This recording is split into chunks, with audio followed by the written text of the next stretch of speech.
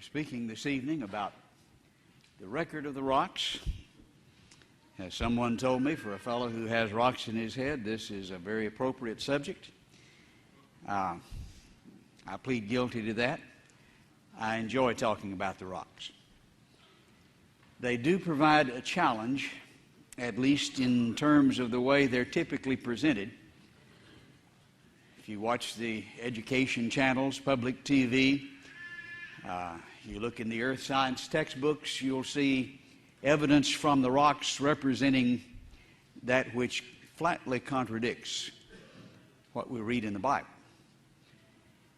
When we look at the rocks, we're talking about not just all rocks, but the record that we have reference to involves the sedimentary rocks. That's rocks laid down by water. And if you have studied earth science, know just a little bit about geology, you understand that there is an average of about 1.5 miles of sedimentary rock that covers the continents. That's rocks laid down by water. Now, in those rocks, there are billions and billions of dead things that are fossils. Now, when you have billions and billions of dead things in rocks laid down by water all over the world, I think you've got a pretty strong argument for catastrophic judgment. But of course, the evolutionist tells us this was accomplished by a slow, gradual buildup over millions of years. And as we saw last night, I think it's accomplished by a rapid year-long series of catastrophes, that it could not be slow, and the evidence for slow is not there. But the evolutionary representation of this record of the rocks looks like this. This is in all the biology textbooks, all the earth science textbooks. And we're told that as you go further down in the rocks, you find these simple animals, and as you come up near the top, they get more complex, and then the modern animals near the top, which shows an evolutionary progression. And the record of the rocks has recorded, like a tape recorder, the evolution of life through time. That's their interpretation of what we're seeing. The biggest problem with this representation is rather obvious, and that is that you can't go out and look in the rocks and find it anywhere. It exists in the textbooks, but it does not exist anywhere on the face of the earth. That is, in the complete form that you see in the textbooks. Now, if that sounds like a rather brash statement, notice the quote from Leet and Judson, one of the typical textbooks used as a geology text in our universities. Because we cannot find sedimentary rock representing all of Earth time neatly in one convenient area, we must piece together the rock sequence from locality to locality. This process of tying one rock sequence in one place to another in some other place is known as correlation. And so instead of digging down and finding it in any one place, you find some over here and find some over there, and you tie it together and correlate the layers, not based on what you see in any one place. As the Encyclopedia Britannica says, the end product of correlation is a mental abstraction called the geologic column. Now, you don't get that impression in the undergraduate earth science textbooks. That's a shame. But this is not concrete, if you please. It is a mental abstraction that is built together. Well, how do you build it? How do you know when you correlate whether this rock goes down or up. Well, if you're an evolutionist and you have rocks with simple animals, where do they go? They go on the bottom. I'm somewhat oversimplifying, but that's a general picture of what's happening. R.H. Rastell in the Encyclopedia Britannica puts it this way: it cannot be denied that geologists are here arguing in a circle. The succession of organisms has been determined by a study of their remains embedded in the rocks, and the relative ages of the rocks are determined by the organisms they contain. Now, let me illustrate and simplify, somewhat oversimplifying, but still not misrepresenting. A person says, we have a primitive fossil here. Okay, how do you know? And then, of course, that would go on the bottom of the column. But how do you know that's a primitive fossil? Well, it's found in an old rock. All right, that would make sense. If you've got an old rock, it'd be a primitive fossil. But now, how do you know that this is an old rock? Well, it's got a primitive fossil in it. And this is obviously not proving anything. But that is how this column in its complete form is built. You don't determine the kind of rock it is by the kind of rock it is, but by the critters that you find in it, the dead things in the rock, and how primitive you think they are. There are a number of other problems with it as well. For one thing, as we look at this column, we see mostly animals with backbones, or the vertebrates. Relatively speaking, they just virtually don't exist in the fossil record. It's mainly clams and more clams, at least proportionately. It's skewed, obviously, to the more impressive, larger animals, whereas at least 95% of the entire fossil record is composed of marine invertebrates. But you virtually see none of those in the geologic column. Of the 5% that's left, 4.5% are plants and algae. And we hadn't gotten to the vertebrates yet, which are mostly what you see represented in the column. The vertebrates are about 1/100th of 1%. Not 1%, 1/100th of a percent. That's just virtually not there. Most of it's, well, why don't you then represent it with marine invertebrates? Somebody might get the impression this is a marine deposit, or maybe a flood deposit, which was the impression of the founders of the discipline of geology. They all thought that, because I think that's what it clearly indicates for reasons we'll be looking at. The father of modern stratigraphy, Nicholas Steno, is touted as a hero today in all the geology textbooks. Dr. Patton's Evolution of the Earth says, besides correctly interpreting fossils, the result was the formulation of the most basic principles for analysis of Earth history. Steno showed great insight, and he's the one that started it, and his rules are the ones you have to memorize in order to pass stratigraphy today. Steno's axioms provide the ultimate basis of practically all interpretation of Earth history, so their importance can hardly be overemphasized. I had one geology professor interrupt a presentation I was making down at Lamar University. We know all about Nicholas Steno. We have to memorize his 12 axioms, and she had to rattle them off right in the middle of the presentation. Well, I'm glad that you know about him and understand Nicholas Steno. But do you know how he thought this record came to be? Well, yes, he was an evolutionist. Well, that's just not the case. His book was on display in Cambridge, where I was doing work there at Trinity College, and this is a picture of that book, and it's in the fly piece stating it's dedicated to the proof of the Noachian deluge. This is where he was coming from. In fact, it was revealed, and it's just pretty much a revelation, last year in geology, that Steno believed in a universal flood throughout his life.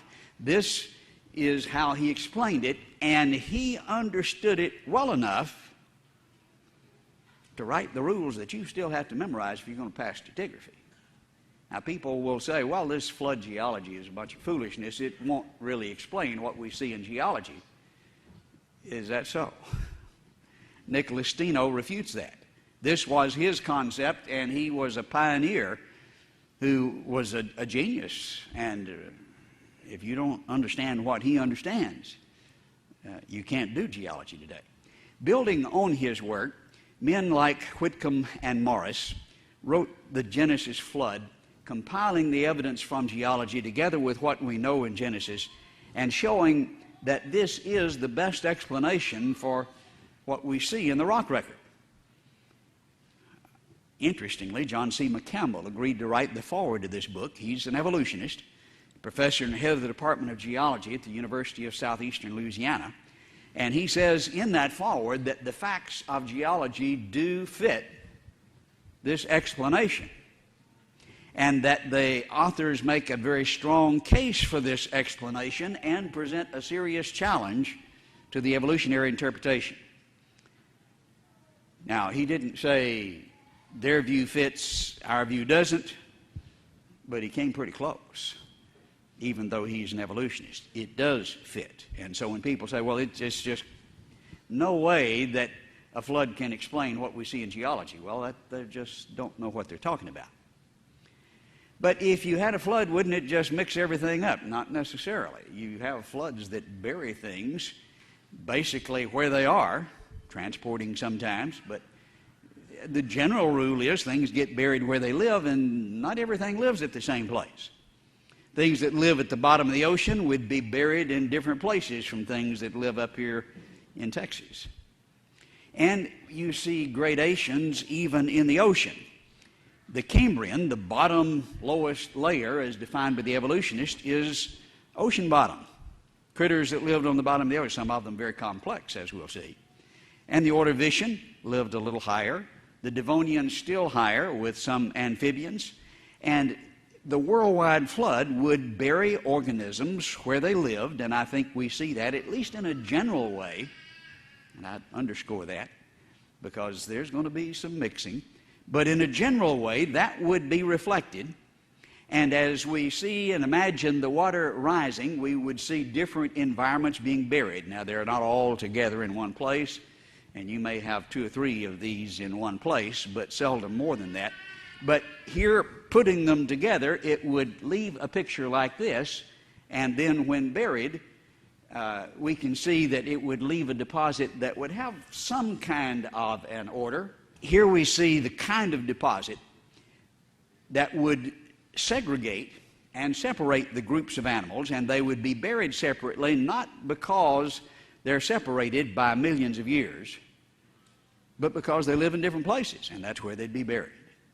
Now, you don't have this kind of an ordered sequence. This is an arranged, skewed misrepresentation of what's actually there. It's a conceptual correlation that is useless as proof of evolution because it's based on the circular logic. But you do see a general order, I think, that reflects the ecology that we can observe today. I do think this representation, however, is useful as a model, as a representation of what ought to be if evolution is true. Now, we don't assume the thing to be true, build an illustration of it and say, see, it's proved. That's the circular logic. It's not proof. But it's a good model. It's an illustration of what ought to be if evolution is true. We have an alternative model, and then we compare that with the real world, with the facts, and that's how we test. We don't just holler and see who can say it's proved loudest. We look at the evidence, and we see which fits the facts best. How do you test this model against the facts? I think Stephen Stanley does a good job of describing how that test should proceed from Johns Hopkins University. He's a very famous geologist, and he says topsy-turvy fossils would test it. We'll look at a fuller description of that before we conclude tonight, but this idea of things that are supposed to be at the bottom on top or things supposed to be on the top on bottom, topsy-turvy fossils, would disprove evolution. Any topsy-turvy sequence of fossils would force us to rethink our theory. And so if you're finding things that are supposed to be on the bottom up at the top, then you've got a problem. Well, you should have. problem for the evolutionist is we find that kind of thing all the time. That's really not that unusual. They're called living fossils. Niles Eldredge wrote a book about that. He's the curator of the American Museum of Natural History and professor at Columbia. He says there seems to have been almost no change in any part we can compare, that is, of these ancient fossils supposed to be down at the bottom that are found alive today. We've not completely solved the riddle of living fossils. That would be a topsy-turvy fossil, but there's so many and it's so common they really just don't pay a whole lot of attention to it. They really want the other kind of contradiction, as we'll see. But to give an illustration of what he's talking about with living fossils, maybe the most famous one is the coelacanth. Beautiful fossil here of a rather strange-looking fish, but one that we find rather commonly in the fossil record. Described here by Keith Thompson, who's president of the Academy of Natural Sciences, as a living fossil. He says in his book, a fish thought to be extinct for 70 million years, which is about the time the dinosaurs have been extinct. The fish was a coelacanth, an animal that thrived concurrently with the dinosaurs, but from the point where they're supposed to have gone extinct, all the way up the column, you find no coelacanths and virtually no dinosaurs. They look quite like the what? The modern forms. Yes, we have found them. Now, he says we have no fossil coelacanths younger than the late Cretaceous. That's where the dinosaurs are supposed to have gone extinct. And so we've got plenty of them up to that point. From that point forward, nothing. But so far, we've caught about 600 of them out in the ocean since 1937 when we found the first one. But they were extinct at the same time, well, because we don't have them in the column. If they stop in the column and you don't have them above, I think that just means they didn't live at these places. They lived at these places. And the fact you don't find them up here doesn't mean that they're not still around somewhere. That's the topsy fossils, the thing supposed to be at the bottom that you find at the top. Alan Turner refers to that, and especially the implications regarding extinction, in September of this year. Paleontologists really don't know the answer to that. You think some of these quotations are maybe from 5 or 6 years ago, and you're like, well, surely they've learned something since then. Well, this is pretty much up to date, I think, September 6, 2007. We don't know the answer to that. Why some animals survive extinction, others don't, is one of the most difficult questions in paleontology, and why you see this thing that's obviously extinct according to the column, but swimming around, they don't know. It does falsify the idea that because you don't find it above a certain point, it's extinct. And you have literally hundreds of examples of that. But the thing that really is a test in the mind of the evolutionist is the other kind of contradiction. What's supposed to be up found down, or what we'll call the turvy fossils. Because if the mammals had not got there yet and you find them down here at the bottom, then obviously you got a real challenge. Richard Dawkins describes the implications. We've spoken about him several times this week. We should be very surprised, for example, to find humans appearing in the record before mammals are supposed to have evolved. If a single well-verified mammal skull were to turn up in 500 million-year-old rocks, our whole modern theory of evolution would be utterly destroyed. So he's got his chin out pretty far here. You can't find this. And he's rather confident because if you do find it, then he's got answers for that too. For example, we have found that kind of thing rather commonly. One very obvious and dramatic example is near LaSalle, Utah, where perfectly modern human skeletons replaced with malachite are found in a layer that's also found at Dinosaur National Monument, one that is known for its dinosaurs, in the Dakota sandstone. So the key phrase in his statement is, if a well-verified mammal skull were to show up. And when you find it, it's not going to be verified. It must have fallen down a crack. They crawled back in a cave. This is a mine collapse or any kind of explanation. Don't have to have evidence for it. You know dinosaurs didn't live with humans. They were 100 million years apart, most of them. And so if you find them together, something bad happened. Something got messed up. Well, we went back to the site to see if we could, well, verify. And it's a part of an open pit copper mine, just about 20 miles south of Moab. And where you see the backhoe here is where the skeletons were found. Here's one of them still in the rock. This is 50 feet down in the Dakota sandstone. And you see in the lower right-hand corner the pelvis, the knee up near the top, the foot over in the lower left. This one is articulated or together as in life. Most of them are just bones piled together, as is the case here. Some of these look like they go together. They really don't. They're just piled together. This is one that had been out of the rock for about 5 minutes when we washed it off there with a canteen and held it up for the picture. It's replaced with malachite, which obviously shows it's not a recent burial. It contains no collagen. That typically takes about 1,000 years to dissipate. And so this is an excellent turvy fossil. I think there's as much verification as you could ever find. We talked to the fellow who actually uncovered it with the bulldozer. Ironically, his father drove the bulldozer at this spot numbers of years ago. This is Dave Fuller, and he's pointing to the spot where this was found, says there were no broken layers, there were no caves, no mine. Looking at a side view, we see the mining operation of the 30s where his father drove the bulldozer, and they hit rocks so hard that they were tearing up the bulldozers, and so it stopped and went out of business and didn't start again until the 70s. And then they went on down to this level where the skeletons were found. Again, a diagram here shows the mining operation of the 30s and then the 70s.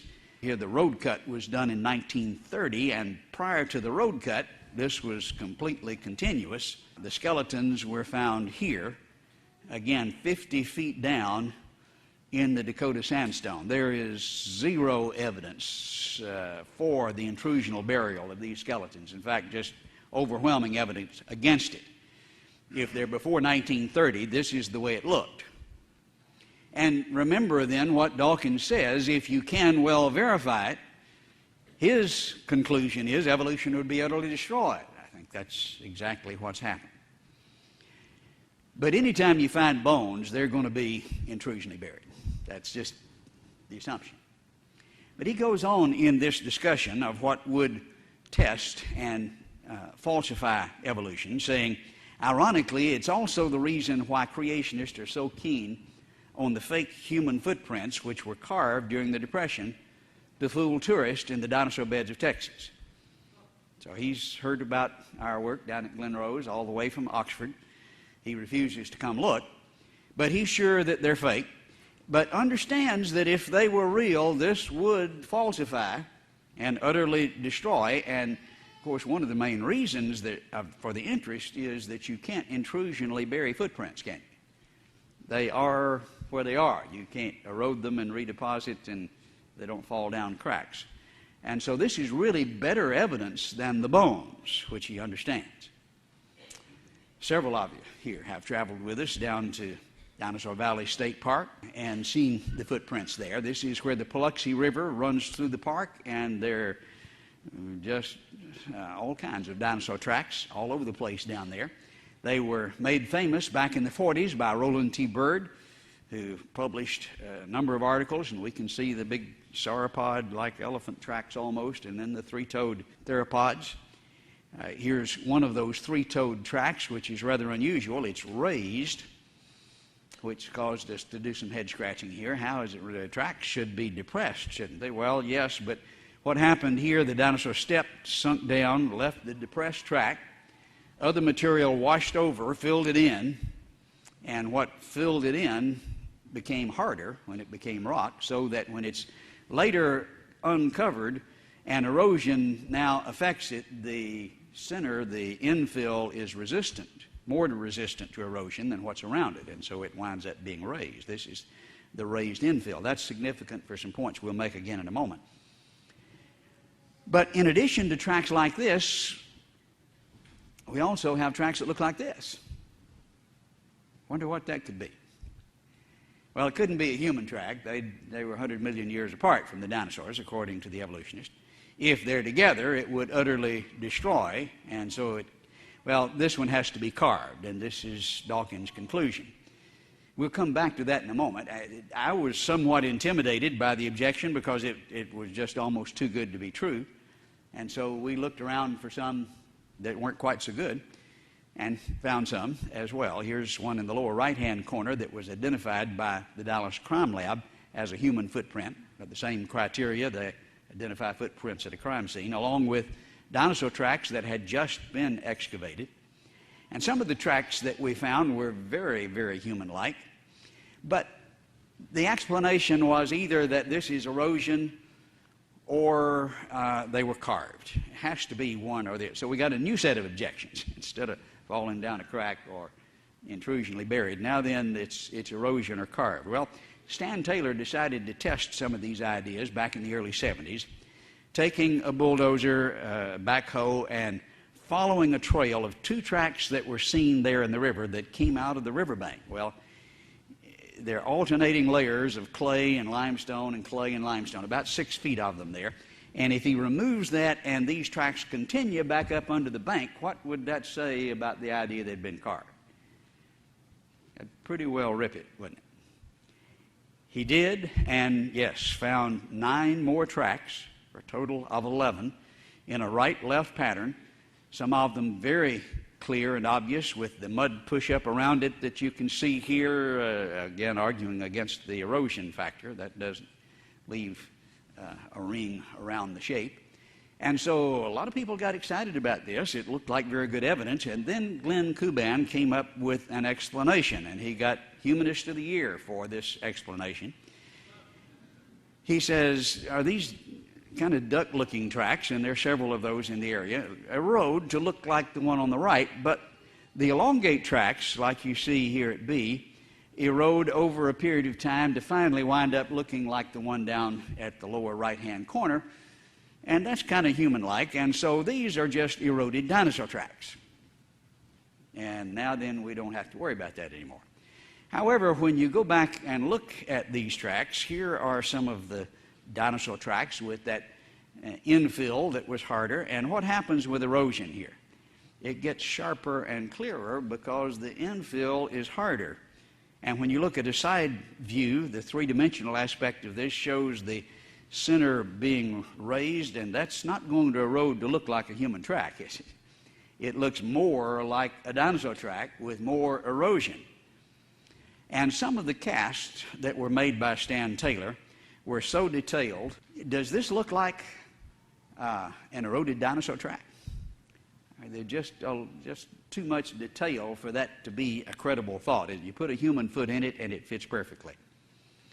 The one that really persuaded me, and I was trying to play the devil's advocate, is there some way that this could be explained, was this track. And you have to, and this, we extended that 11-track series to 14. This was one in the extension. You have to look at this a minute to really see it. As we highlight this area, you can see the dinosaur portion of it. It's about 25 inches long, but look what is in the middle of it, with all 5 toes and instep and heel. But this one is perfect. Several were saying, well, maybe it's erosion. Others were saying maybe it's carved. And when you get both, you know it's right in the middle and is exactly as good as it can get. We made a presentation of this at a national science meeting up in Tennessee. Glenn Kuban was there, who won Humanist of the Year for explaining these away. He was on the plane the next morning and in the river that afternoon with a long iron pole. And we got several calls saying he's out there with an iron pole, and got out there, and by the time we got there, it looked like this. It had just been beaten to pieces. Of course, we had excellent cast and stereo photographs and hundreds of photographic documentations, but he was evidently pretty impressed with the footprint. As you go further up the trail, this is several tracks ahead, you see another. Now, there are 134 dinosaur tracks on this platform and 14 human tracks going through the middle. And sometimes they're beside and across and just outside, sometimes within. Here again, within. Notice the 3-toed dinosaur track up in the anterior forward portion of the track, but in the back portion, it looks like that depressed area is where somebody stepped on it. Again, from a side view of that same track, you see the three toes to the right, almost flush, and perhaps will be raised with further erosion, but the depressed portion fits the human foot just perfectly. When you put your foot in it, it's like a glove. Now, this one is a right. What should we have ahead of it? We should have a left. Here's the next one. And it's right, left for 14. Looking at a side view of this track, you can see that the dinosaur track is beside it. And, of course, the sandbags in the back, it's in the bottom of the river. It's a lot of work to get to do that. It's consistently 11.5 inches. And this is an overview of the entire 14-track trail. Now, when you get 14 in a right-left pattern, consistent in length, you're not looking at erosion. And, of course, it was excavated, most of it, from under the overburden, which eliminates the carving. Now, you can see some strange things in the rocks that look like, wow, that maybe it looks like an Indian head when you go to the cave, and look at the cave. You look up in the clouds and you see, wow, that looks like a bird, and maybe some of these tracks just happen to look like a human foot. This was a sign I saw up in Oklahoma not long ago. You look at that and you say, well, maybe that's a funny looking cloud, but when you see the rest of it, you you think somebody's messing with the clouds here, because you got more than one, and that's not going to happen. You look at the old man in the mountain. That's maybe erosion, right? But how do you know that this is not erosion?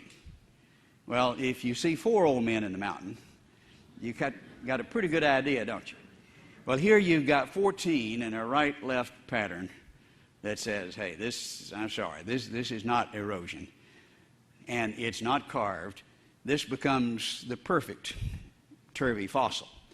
We did the measurements and the analysis. All of them look at least like a general human footprint, consistent in length, more so than the dinosaur tracks, some of which are still being revealed. 7 of them have toes. Of course, we've shown you the most dramatic ones. That's very unusual with fossil footprints. Mary Leakey's tracks over in Africa, several spreads in National Geographic, none of them have toe. Well, you can see the great toe in some, but none individual toes. You can distinguish right from left in 12 of the 14. 2 of them are just kind of oblong, and when Glenn Kuban lectures on this subject, guess which 2 he shows you? We did a double-blind test at Kansas State University with the psych department, showing pictures. First, what are these? And 97% said they're human footprints. Then we got real rough on the college students. Tell us if they're rights or lefts. And 87% got exactly what we predicted. 12 out of 14, that's just about precisely what we expected. And none of them were consistently different, so that you can say it is consistently rights and lefts where they ought to be. Now, this is the way you do science. Dawkins sits behind his desk at Oxford and says, no way, it's impossible. And we get out and do the work. And I think you can see the difference. This, I think, is the perfect turvy fossil. You can't fall down a crack, intrusionally bury them.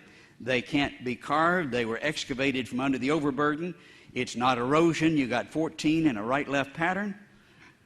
And I just really enjoy presenting this on the college campus and then sitting back and saying, okay, now, what's your explanation? I was at a university up in Tennessee several years ago speaking to a group of about 50 senior geology students, and they turned around after I finished to the head of the department. Okay, what do you have to say? And he said, of course, we don't know that there weren't dinosaurs back there with human feet.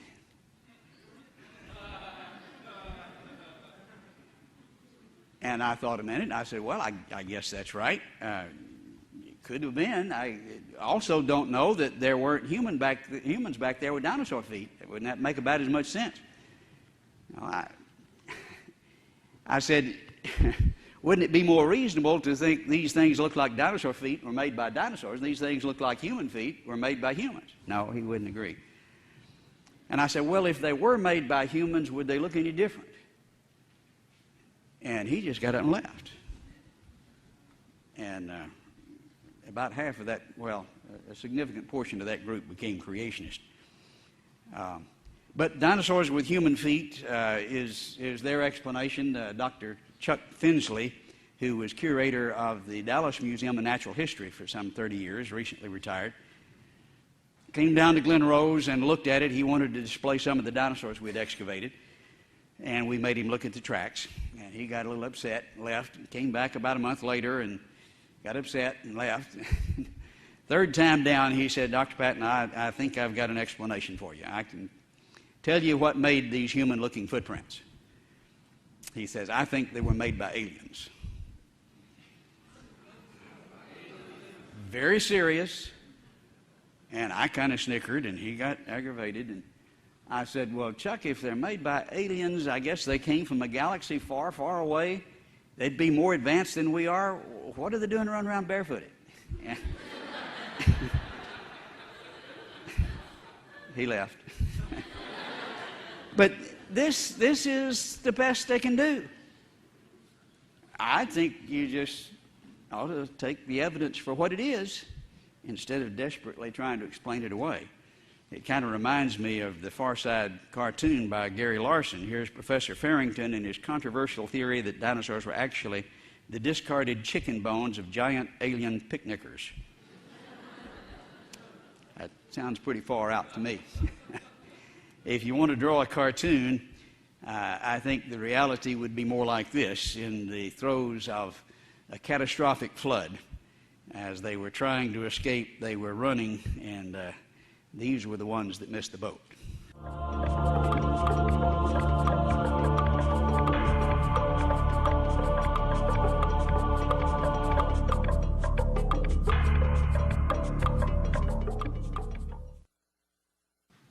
When we exposed this material, and I think solved the riddle of several of the questions that had been asked, found extra tracks, documented the right-left pattern, the length and consistency of the trail. Many were pressed with coming up with an answer. What do you say? Well, the typical thing they say is, just predict it. Well, you need more evidence. You can always say that. You need more evidence, and they do. And so in 2000, with the drought in this area, we noticed that this trail that's coming across what's called the Patton, the trail that's going across it here, we could see more of it because the water had gone down. And so we decided to pump the river dry. And so we got quite a few pumps and 30 or 40 people down there pretty regularly for over a 3-month period, and with a lot of work, a lot of shovels, a lot of movement of dirt, and watering a lot of farmers' fields on either side of the river. We pumped it dry and followed that trail and exposed the longest consecutive dinosaur trail on the American continent.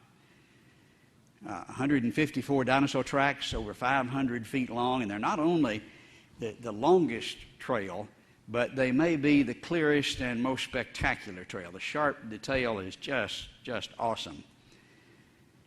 Now, it really infuriated the fellow at the state park who had gotten his PhD studying these tracks that a creationist made such a find right under his nose. But we know what dinosaur tracks look like and excavated the longest trail on the American continent. Only one other in the world longer, in Turkmenistan. There's nothing here that looks like dinosaur tracks at all, but when you go up ahead, it crosses this trail of human tracks that are very consistent in length, right-left pattern, all 5 toes, instep and heel. Then we presented that, and guess what they said then? Well, you need more evidence. And, okay, let's try the platform up ahead this time, and we moved ahead. And this platform, we had to go down 3 or 4 layers till we got to the print layer, and sure enough, there's about 100 dinosaur tracks on this platform with 15 human tracks going right through the middle of it. Different individual. This one was consistently about 10 inches, but the right-left pattern is obvious. And we look at a close-up here of the center, and we see two tracks that are slightly raised, like the dinosaur footprints. But you can see that they match on either side. But the one on the right looks like something stepped in the back of it, doesn't it? And it's depressed. It's not raised. It came along after the infill had filled in the other tracks. Looking at a close-up of the one on the right, we'll see there is that duck-shaped dinosaur track that matches the one next to it perfectly, but again, the depressed track within it is just perfect. And if we had enough dark, you could actually count the knuckles and the toes here. And that's in a sequence of 15 in a right-left pattern. Okay, want some more evidence? It just keeps piling up, and they keep evading. I think we have just very exciting evidence to confront the evolutionary theories here. We went back to the burdick track. This one was one that had to be carved. It was too good to be true because, it looked awfully good. So I said, is there some way we can tell if this is carved or not? Well, when you section across it, sometimes, as indicated in the question a moment ago, you can see disturbed material underneath the surface. And so we sectioned, as you can see, several places. Here is a section at the heel, and in the center you can see the displaced, disturbed material. Is this a carved track? Now, this is original impression. Carving would cut across rather than corresponding with the disturbed material. We presented this at a science meeting in Dallas, and it got rather quiet. And then finally one person said, well, this is obviously a real track, but it must be a dinosaur track that somebody carved toes on. And I'm glad he did that, because then we proceeded to section across the toes, as you can see here. And this is a real reach, because sometimes you section a dinosaur track and you see nothing. But we were lucky with the fine-grained limestone preserved a lot of detail. Here is a section across the toes, and especially there at the great toe, you can see the following contours rather than cutting across them. Looking at a close-up here, and actually there are structures under each of the toes, but very dramatic at the great toe. And so we verify even at the toes that this is not a carved track. Then we get a new set of objections. They say, well, but it's too broad at the front, it's too narrow at the heel, and look at the center, it's raised. Tracks are not supposed to be raised in the middle. And of course they had no idea what tracks are supposed to look like, and we didn't either, and so we went out and did some science. We got some junior high kids to make some tracks in the concrete, and we found out that standing tracks and walking tracks and running tracks are pretty easy to distinguish. They all look different. And what we're looking at here is a running track. Here is a little 12-year-old girl that made these tracks, running both toward and away from us. Looking at two here going in opposite directions, we can see the broad front here and the toes that are spread out, the narrow heel, and look at the raised center. When you're running, you push off with your toes, and so you have a broader front, and you rock over the center and leave the... We didn't know that, but what we learned indicated that if it were different, it would be wrong. The burdick track is a very good running track. Difficult even to make one that good today, but the same general configuration. Also in the area, we had a large cat track. There were 7 of these. Dawkins said a large mammal skull. I think a large mammal foot would fit the bill as well. This one is large. We talked about large animals the other evening. This one's 9 inches across. Big cat. And that would utterly destroy, according to Dawkins' criteria. We sectioned here across this, which they'd have to say was carved. And again, you see the following contours across the pad of the cat track, showing that this is not carved either. This is a turvy fossil. All of this, of course, around Glen Rose. Let's go down to Sonora, Texas. Here is a sequence of 3 tracks. One of them, you can see very clearly, is not just erosion in the rock, but very much like a human track. There are 9 of them in a right-left pattern that can be followed there at Sonora. Up in the Panhandle at Stinnett, Texas, there's been on display for about 30 years a rock slab there in the center of the courthouse that obviously looks like a human foot in the Permian rock. This is supposedly 100 million years older than the ones at Glen Rose. Well, this has to be carved. It's just too clear, the little small foot and then the big one. But look at the thin layer that's revealed here by the broken section and compare it with the depth of the track looking sideways, and you can see that the depth is considerably deeper than that little thin layer, and if it were carved, what would happen to that little thin layer? It would penetrate, wouldn't it? And it didn't. So we can see good indication this is not a carved track. We have found out where this came from, the area. We've done a lot of research. We're doing an excavation beginning in 2 weeks there at Stinnett, and hope to find some more in place. But we don't find them just at Glen Rose by any means. This one is in New Mexico, again in the Permian, even worse for the evolutionists than the situation at Glen Rose. The photograph is a little bit deceitful in that you wouldn't see that picture if you walked up on it. It's an extremely shallow track, and you have to have it wet and the sun angle just right in order to get the pretty picture like this. But when you do, you can see this very obviously is a clear track, but it's one that is like the kind of footprints you'd leave when you're walking with a wet foot on a tile floor. You're not sinking down that much. You get the hourglass shape with the little dots at the end, but we recognize that shape, don't we? And that's obviously a turvy fossil. In Turkmenistan that we mentioned earlier, there are a lot of dinosaur tracks. This is from Pravda, under the headline, Human Footprints Found on Dinosaurs Plateau. Turkmenian Plateau contains more than 3,000 footprints, but among the most mysterious fact is that among the footprints of dinosaurs, footprints of bare human feet are found. We've contacted a number of Russian scientists. They don't like to talk about it, not all of them. Some of them actually do and have gotten in trouble as a result of it. We had this fellow who had published Science in the USSR, agreed to carry us there. He was head of the geology department at the University of Turkmenistan. I got the visa, wasn't cheap.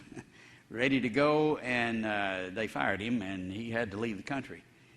When we applied for the permits, they found out we were coming. They don't like that to be known. But in this journal, he says, if we speak about the human footprint, and notice he's still just a little bit equivocating here, it was made by a human-like animal. He's not really sticking his neck out there, but obviously so. Incredibly, the footprint is on the same plateau where there are dinosaur tracks. And he's led 3 expeditions there to investigate. He has offered to carry us sneaking across the border from Kazakhstan, where he is now. It's about 6 miles from Afghanistan, and we decided that we're going to wait a little while. This amazing fossil is from the Glen Rose area. This is my daughter's finger underneath. We recognize what that looks like. But there are lots of rocks that just happen to look like things accidentally.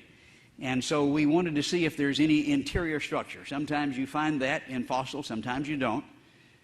And so we sectioned here at a severe angle to get more information to see if there's any interior structure there. And sure enough, right at the intersection, right where it's supposed to be, we see the bone material in the center of this fossil finger. This is Dr. Dale Peterson of Oklahoma City. The last time I heard him lecture on this, it was an hour-and-a-half lecture, and you don't want to know all about that, but he did the CAT scans and traced ligaments from one end to the other And he has absolutely no doubt, as a professional anatomist, that this is a human finger. A little further south, 100 miles south of Glen Rose, we go near London, Texas, down toward Junction, Fredericksburg, in that vicinity. And in this picturesque spot, a number of years ago, a gentleman was fishing and looked at a rock and saw something sticking out of it and picked it up and hit it, and lo and behold, it's got a hammer in it. And the rock from this area, you look on all the geologic maps, this is Lower Cretaceous, the same formation at Glen Rose, but lower down in the formation, supposed to be 140 million.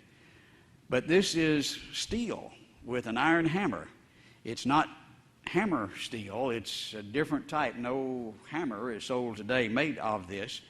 The wooden handle is partially colified with quartz and calcite crystals in it, encased in the Cretaceous sandstone. I don't think the dinosaurs made that, but it's found in the rocks with the dinosaurs. Up in Oklahoma, we found this iron pot, which was in the coal that's supposedly 300 million years old. Man, according to the evolutionists, been around maybe 1 million, 2 million, depending on how you define him. But 295 million, you've got an iron pot. And this is the affidavit of the fellow who was working in the utility department there, stoking the big furnace, and he took a sledgehammer and broke the coal open, and out fell the pot with the cast and the mold on either side. Not supposed to be there. Similar situation here with this bell that was found in North Carolina a number of years ago, encased in coal, again with the cast and mold on either side.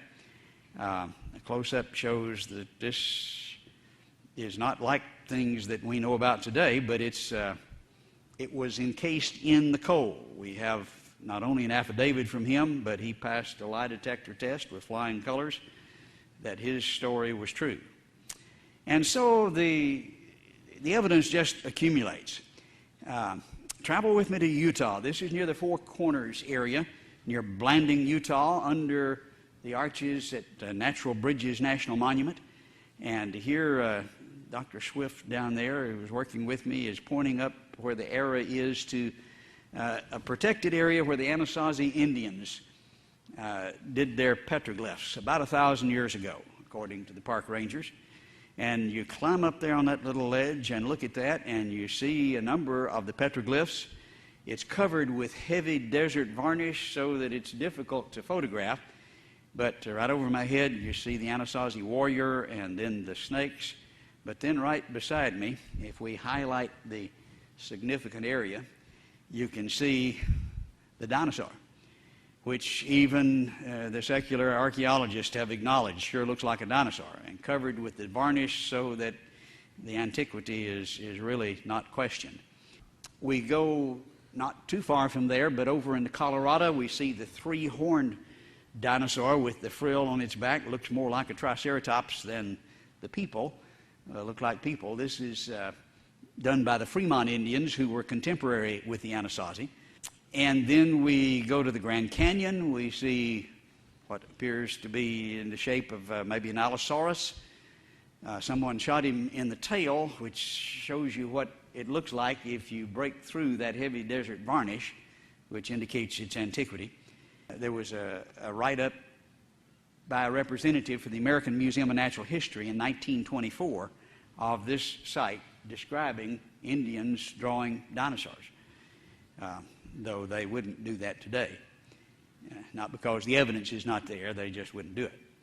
We travel down to Peru, and this is Dr. Javier Cabrera, who was 20 years head of the Department of Medicine at the University of Lima, retired to be cultural anthropologist in Inca, ancestor of the conquistadors, has a big 300-year-old castle there on the town square, and has a collection of Inca burial stones that begun to be made by his father back in the 30s. He's continued that collection. These are stones that are buried with in the tombs with the Incas, and they have scenes carved over them, most of them. He has a collection now of over 11,000 of these burial stones. About a third of them are the most disgusting pornography you've ever seen. but about a third of them have dinosaurs on them.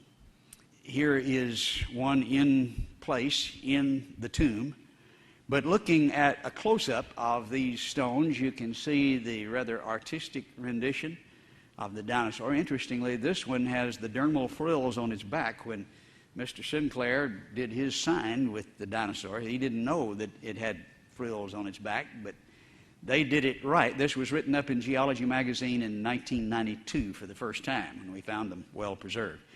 But there are thousands of these stones. This is one of the larger ones.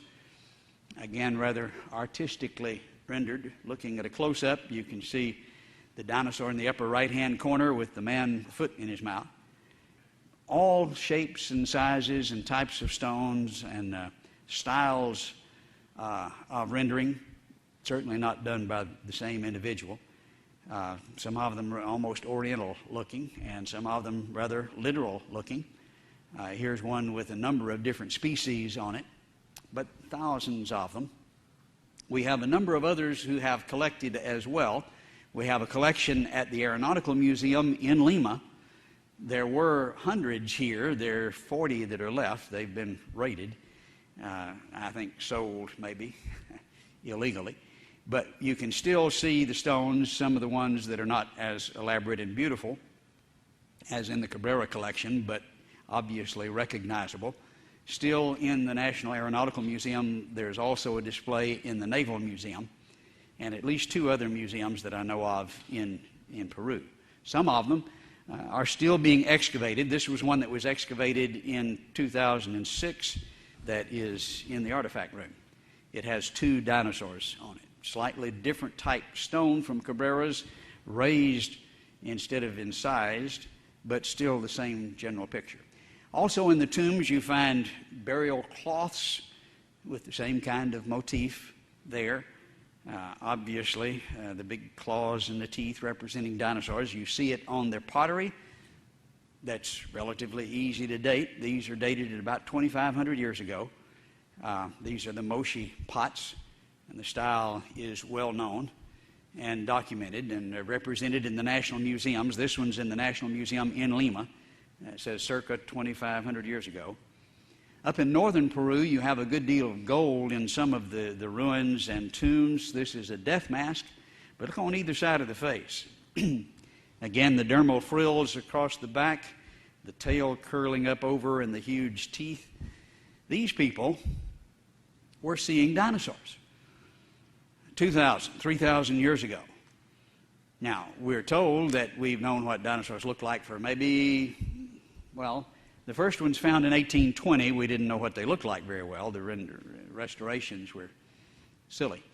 After the turn of the century, early 1900s, we got a fair idea, and really not an excellent idea. And, well, 1992, we learned the Brontosaurus type had frills on its back. These people didn't show a gradation in learning. They got it right from the start.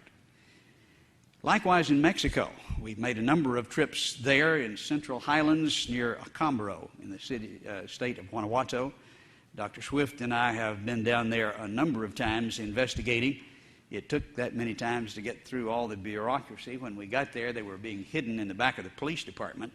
But it was a collection made by Waldemar Julsrud back in the early 1900s of some 30,000 ceramic figurines, about 10% of which are of dinosaurs, but a wide range of animals and creatures.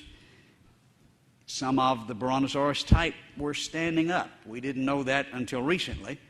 Bacher's book, Dinosaur Heresies, published in '86, was really the first one who suggested that. And then, of course, Spielberg convinced us all they stood up. But this is exactly the way they're rendered by the artist, and these date to well before the time of Christ from several sources. Again, there are thousands of them, and the styles indicate far more than one artist. One of the professors from the University of Texas at Arlington, who is an art professor, said there were at least 100 different artists represented in the collection, would be his estimate. This is my wife's favorite. Obviously, if you've got one that looks like a dinosaur, man did it, but sewing them together is interesting. Man and dinosaur obviously live together. You pick up any of the dinosaur books today, and how does it start out? Millions and millions of years ago. And then the second paragraph says, no man ever saw a dinosaur. And that's just like you can't write a dinosaur book unless you start that way.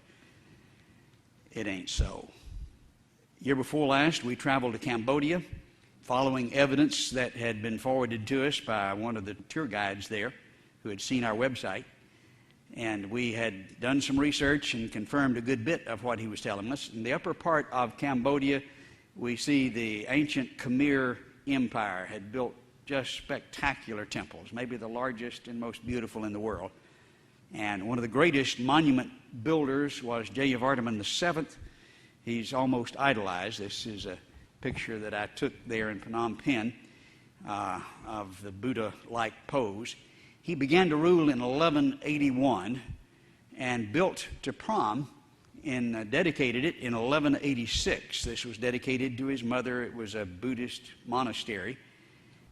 And so we know who and when and all the specifics. Well, on the stone in this temple, a very beautiful, picturesque place, you see carvings, and they're stone carvings that cover just about every square inch of it. But just inside the front entrance, in the corner here that the arrow points to, you can see a series of animals from the jungle. And notice in the series there is a perfect stegosaurus in a temple from over 800 years ago. And we're supposed to have known what dinosaurs looked like for about 150, and then they've been gone 65 million. I believe there's something wrong with that story. I don't want any comments about two fossils here, or two dinosaurs. They're just one. But it is more proof of the co-occurrence